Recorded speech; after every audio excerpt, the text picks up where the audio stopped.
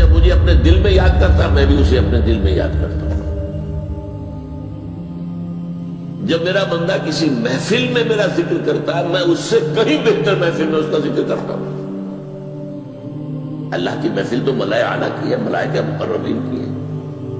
بہرحال اللہ کو تم اپنے دل میں مستحضر رکھو، اللہ تعالیٰ تمہیں بھی یاد رکھے گا. دوبارہ فرمایا احفظ اللہ تجدہ امامک تجاہک، اللہ کو یاد رکھو تو اپنے سامنے موجود پاؤ گے. جب چاہو دعا کرو تو احفظ اللہ تجدہ امامک یا تجاہک، اپنے سامنے موجود پاؤ گے. اذا سألت فاسأل اللہ. اب آ گیا وہ مرکزی بات. دیکھو جب مانگو اللہ سے مانگو، غیر اللہ کے سامنے ہاتھ دراز کرو ہی مت. ایک حدیث میں آتا یعنی حرام نہیں ہے، دنیاوی قواعد اصول قوانین کے تحت کسی سے مدد چاہنا، کوئی سوال کرنا حرام نہیں ہے.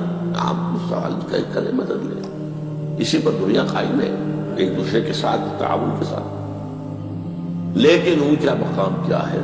کسی سے سوال مت کرو سوائے اللہ. یہاں تک کہ جوتے مانگنے کا تسمہ تمہیں درکار ہے تو بھی کسی سے مت مانگو، اللہ سے مانگو. کیا پتہ اللہ کس کے دل میں ڈال دے اور وہ آ کے تمہیں تسمہ پیش کر دے. ہوتا ہے ایسا، مسافات ہوتا ہے. جو اللہ کے ساتھ لو لگا کر رکھنے والے ہیں ان کے تو ایسے واقعات ہوتے ہیں کہ دل میں ایک بات آئی اور اس کے بعد وہی بات جو ہے وہ کوئی شخص آ گیا اس نے وہ بات پوری کر دی. کیونکہ لوگوں کے دل جو ہے وہ تو اللہ کے دو انگلیوں کے مابین جو چاہتا پھر دیتا ہے. کیا پتہ اللہ کسی فرشتے کو انسانی شکل میں بھیج دے. آتا ہے فرشتہ، آتا ہے انسانی شکل میں، آپ کی تکلیف کو رفع کر دے، آپ کی ضرورت کو پورا کر دے. اسی سے بات، کسی اور سے بات. یہ ہے توحید کا لب لباب. یوں سمجھیے اسلام کی جڑ کیا ہے؟ ایمان. اسلام کا جو خارجی نظام عمل ہے، انفرادی اعمال ہو اجتماعی ہو، ان سب کی روح رواں کیا ہے؟ ایمان. ٹھیک، ایک بات ہو گئی. ایمان کا خلاصہ لب لباب کیا؟ ایمان باللہ. جیسے ایمان بالآخرہ بھی ہے، ایمان بالملائکہ ہے، ایمان بالانبیاء ہے، ایمان بالرسل ہے، ایمان بالکتب ہے، ایمان بالقدر ہے. لیکن اصل ایمان، اسی لیے ایمان مجمل میں آپ کو معلوم ہے کسی اور چیز کا ذکر نہیں. آمنت باللہ کما ہوا باسمائہ وصفاتہ وقبلت جمیع احکامہ اقرار باللسان وتصدیق بالقلب. یہ ایمان مجمل ہے. اجمالی طور پر ایمان اس کا نام ہے. ہاں مفصل تفصیلی طور پر آمنت باللہ وملائکتہ وکتبہ ورسلہ والیوم الآخر والقدر خیرہ وشرہ من اللہ تعالی. تو اسلام کی جڑ ایمان، اور اسلام کا سارا جو نظام عمل ہے، چاہے انفرادی اعمال ہو چاہے اجتماعی، ان سب کی روح نواں ایمان. اور ایمان کا خلاصہ ایمان باللہ. اور ایمان باللہ کا اصل حاصل وہ ہے جو اس سمجھ میں آ رہا. اس کے دو تقاضے، عبادت صرف اسی کی، استعانت صرف اسی سے. اس لیے میں نے سورہ فاتحہ کا تذکرہ شروع میں کیا. یہ عبادت کا جوہر ہے، عبادت کا جو ہے یہ ایمان کا حاصل. عبادت صرف اس کی ہے اور استعانت صرف اس. استعانت ہی میں سوال بھی آ گیا. یہ بھی مدد ہے. آپ کسی سے کچھ مدد مالی چاہ رہے ہیں یا کوئی اور مدد چاہتے ہیں، کسی کام میں مدد چاہتے ہیں، جیسے میں نے کہا تھا کہ سفارش کرانا چاہتے ہیں، بھی مدد ہے. وَإِذَا اسْتَعَنْتَ فَاسْتَعِنْ بِاللَّهِ. اور جب مدد مانگو صرف اللہ سے مانگو. اور وہ سارے الفاظ یاد کر لیے: استدعاء، استعانت، استغاثہ. یہ جو غوث اعظم سے استغاثہ کیا جاتا ہے تو شرک ہے. استغاثہ اللہ سے، دعائی اللہ کی. اس اعتبار سے استمداد، استعانت، استدعاء، استغاثہ یہ سب اللہ سے، صرف اللہ سے. عبادت صرف اللہ، ایاک نعبد، اور استعانت صرف اللہ سے. مانگو صرف اللہ سے، جب مدد طلب کرو صرف اللہ سے، اور جان لو اگر تمام لوگ جمع ہو کر تمہیں کوئی فائدہ پہنچانا چاہے نہیں پہنچا سکتے، الا بشیء قد کتب اللہ لک وَإِنِ اجْتَمَعُوا عَلَىٰ أَن يَضُرُّوكَ بِشَيْءٍ لَمْ يَضُرُّوكَ إِلَّا بِشَيْءٍ قَدْ كَتَبَ اللَّهُ عَلَيْكَ، اگر سب مل کر چاہے تمہیں کوئی نقصان پہنچا دے نہیں پہنچا سکتے مگر وہی کچھ جو اللہ نے تمہارے لیے لکھ دیا۔ اب بتائیے خوف کی جڑ کٹ جائے گی کہ نہیں؟ یہ جو ایمان جو ہے یہ خوف اور حزن دونوں سے نجات دلانے والی بات ہے۔ جو حقیقی مومن ہے وہ اللہ کا ولی ہے، حقیقی مومن وہ اللہ کا ولی ہے، اور الا ان اولیاء اللہ لا خوف علیہم ولا هم يحزنون۔ یہ اولیاء اللہ کو علیحدہ مخلوق نہیں ہے، کوئی ان کے سر پہ سینگ نہیں ہوتے، انسان ہی ہوتے ہیں، لیکن حقیقی معنی میں مومن ان اعتبارات سے جو آج ہم پڑھ رہے ہیں ایمان اس درجے کا پہنچ گیا تو اللہ کا ولی ہے۔ اور لوگ بڑی خوف کس بات کا، کس سے خوف کروں، اس کے ہاتھ میں کچھ ہے ہی نہیں، اور اگر کچھ اللہ نے میرے لیے لکھ دیا وہ آ کر رہے گا، چاہے میں لاکھ گڑ گڑاؤں اور اس کے سامنے کہ مجھے چھوڑ دے، اگر اللہ نے لکھا ہوا ہے وہ تو آئے، تو کاہے کو اس کے سامنے گڑ گڑانا، کاہے کو جبرسائی کرنا اس کے سامنے، اور کسی کے ہاتھ میں کچھ ہے ہی نہیں، میرا خیر ہے ہی نہیں، کاہے کو خوشامد کرو اس کی۔ اور سنیے، رفعت الاقلام،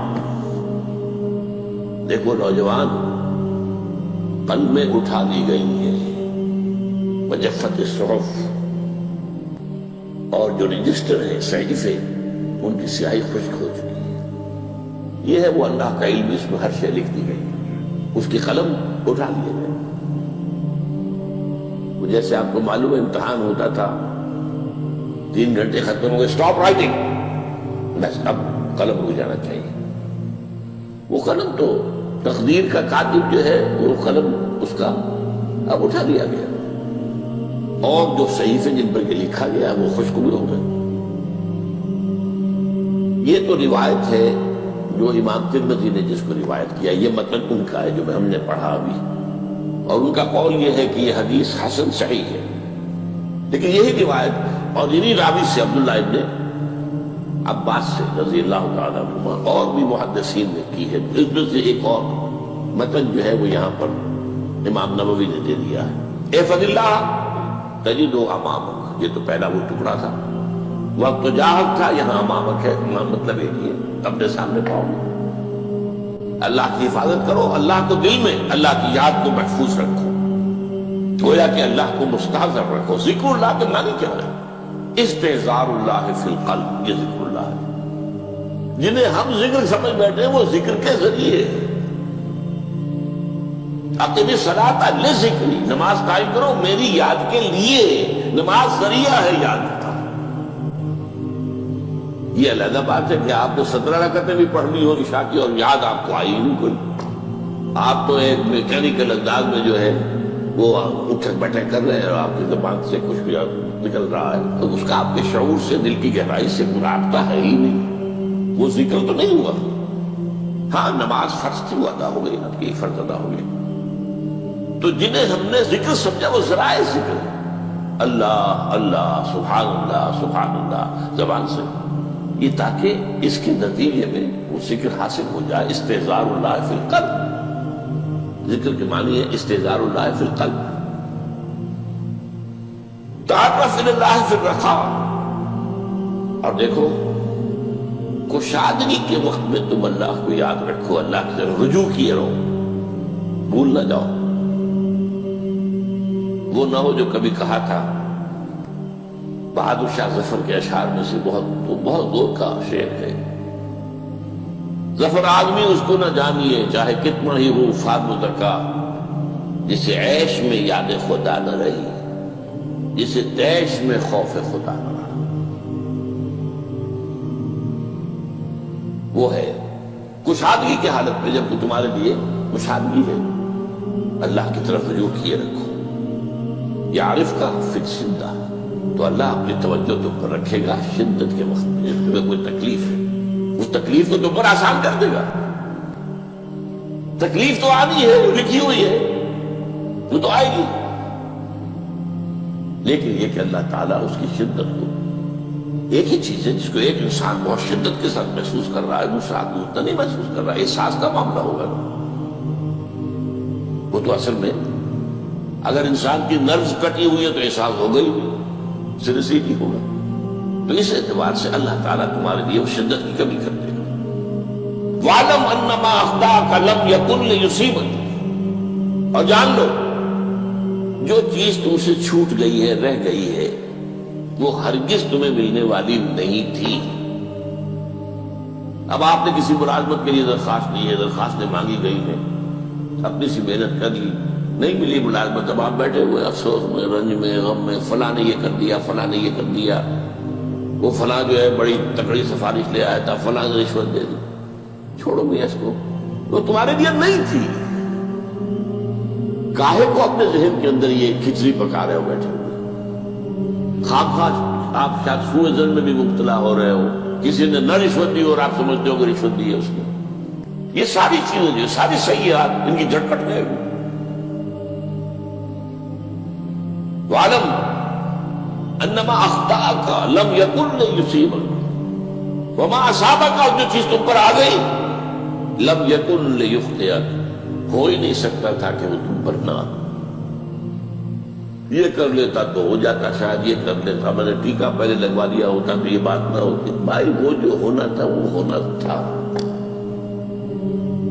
اب یہ وہ چیز ہے جس سے انسان میں کیفیت پیدا ہوتی، تسلیم و رضا۔ ہم بھی تسلیم کی خو ڈالیں گے، بے نیازی تیری عادت ہی صحیح، اے اللہ جو تو نے چاہا مجھے قبول ہے۔ اسی لیے میں نے آپ کو آیتیں سنائی سورہ تغابن کی، ما اصاب من مصیبت الا باذن اللہ، کوئی مصیبت نہیں آتی مگر اللہ کے اذن سے۔ وَمَن یؤمن باللہ یہد قلبہ، جو اللہ پر ایمان رکھتا ہو اللہ اس کے دل کو ہدایت دے دیتا ہے۔ ہدایت کس بات کی؟ تسلیم و رضا۔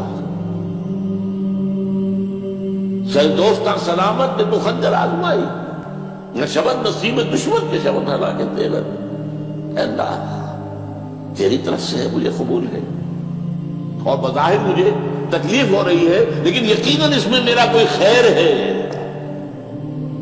بیدک الخیر، تیرے ہاتھ میں تو خیر ہی خیر ہے، جو بھی تیری طرف سے آئے۔ سر تسلیم خم ہے جو مزاج یاد کا۔ اور یہ مضمون جو ہے زیادہ بڑے پیمانے پر سورہ حدید میں آیا ہے۔ ما اصاب من مصیبت فی الارض ولا فی انفسکم الا فی کتاب من قبل ان نبرأہ، کوئی مصیبت نہیں آتی نہ تمہاری جانوں میں نہ زمین میں زلزلہ آ جانا، سیلاب آ جانا، کچھ اور زمین کا دھنس جانا، یا یہ ہے کہ تمہاری جانوں میں کوئی بخار ہو گیا، کوئی اور تکلیف ہو گئی، اچانک معلوم ہوا کہ انسان کو کینسر ہے اور کینسر بھی اب 3rd stage پہ پہنچ چکا ہے، لیکن جو بھی آیا ہے وہ اللہ کے علم کی کتاب میں پہلے سے لکھا ہوا ہے۔ فی کتاب من قبل ان نبرأہا، یہ کتاب میں درج ہے اس سے پہلے کہ ہم اسے ظاہر کریں۔ اس کا نتیجہ کیا نکلنا چاہیے؟ لیکن لا تأسوا علی ما فاتکم ولا تفرحوا بما آتاکم، افسوس نہ کیا کرو جو تم سے جاتا رہے، چھوٹ جائے۔ کوئی عزیز فوت ہو گیا، کوئی موقع ہاتھ سے نکل گیا، ارے بھائی میں چوک گیا، بڑا موقع تھا، اب اس پر افسوس کر رہے ہیں؟ نہیں، جو چیز دیکھیں لا تأسوا علی ما فاتک ولا تفرحوا بما آتاک، جو اللہ تمہیں دے دے اس پر اتراؤ مت۔ وما اصابک لم یکن لیخطئک واعلم ان النصر مع الصبر، اور جان لو اللہ کی مدد صبر کے ساتھ آتی ہے، جو آئے اس کی طرف سے جھیلو، زبان پر کلمہ شکوہ اور شکایت نہ آئے، اللہ سے شکایت نہ آئے، تسلیم و رضا، جو تیری رضا ہے۔ تیری صحت ہمیں منظور ہے لیکن اس کو، مولانا محمد علی جوہر ایک مرتبہ جیل میں گئے، ایک بیٹی بیمار ہوئی، فوت ہو گئی، اس کے بعد دوسری مرتبہ پھر جیل میں گئے، دوسری بیٹی کو وہی بیماری، جیل میں اطلاع ملی کہ بیٹی کی بیماری ہو رہی ہے، تو خط لکھا ہے اشعار کی شکل کا آخری شعر یہ ہے: تیری صحت ہمیں منظور ہے لیکن اس کو نہیں منظور تو پھر ہم کو بھی منظور. ہم تو چاہتے ہیں میں بیٹی کے تجھے شفا ہو جائے، اسے منظور نہیں تو پھر ہمیں بھی منظور. وَعَلَمَ أَنَّ النَّصْرَ مَعَ الصَّبْرِ وَأَنَّ الْفَرَجَ مَعَ الْكَرْبِ. فرج، فراخی، کھل جانا کسی چیز کا، یہ ہے کرب کے ساتھ، تکلیف کے ساتھ. تکلیف ہوتی ہے ساتھ. اللہ نے قانون بنایا ہے دنیا کا. اب آپ اندازہ کیجئے بچے کی ولادت میں ماں کو کتنی تکلیف اٹھانی پڑتی ہے. آج کل تو فیشن ہو گیا ہے، سیدھے سیدھے جاؤ آپریشن کراؤ تکلیف سے بچ جاؤ. لیکن یہ ہے کہ یہ بھی آپ کے علم میں ہوگا وہ ساری تکلیف جیسے ہی بچے کو لا کر ماں کے برابر لٹایا ہے ساری تکلیف ختم، پھر جو راحت اس سے میسر آتی ہے. ان الفرج مع الکرب وان مع العسر یسرا. اسی لیے میں نے وہ آیتیں بھی پڑھی تھی، ان مع العسر یسرا ان مع العسر یسرا. اس دنیا میں یہ اللہ نے نظام بنایا ہے، سختیاں جھیلنی ہی ہوں گی. لقد خلقنا الانسان فی کبد. ہم نے انسان کو پیدا کیا مشقت کے اندر، مشقت تو کرنی پڑے گی. کسی کی جسمانی مشقت زیادہ، کسی کی ذہنی مشقت زیادہ، مشقت سے چارہ کسی کو نہیں. تو یہ ہے ان مع العسر یسرا ان مع العسر یسرا. بارک اللہ لی ولکم فی القرآن العظیم ونفعنی وإیاکم بالآیات.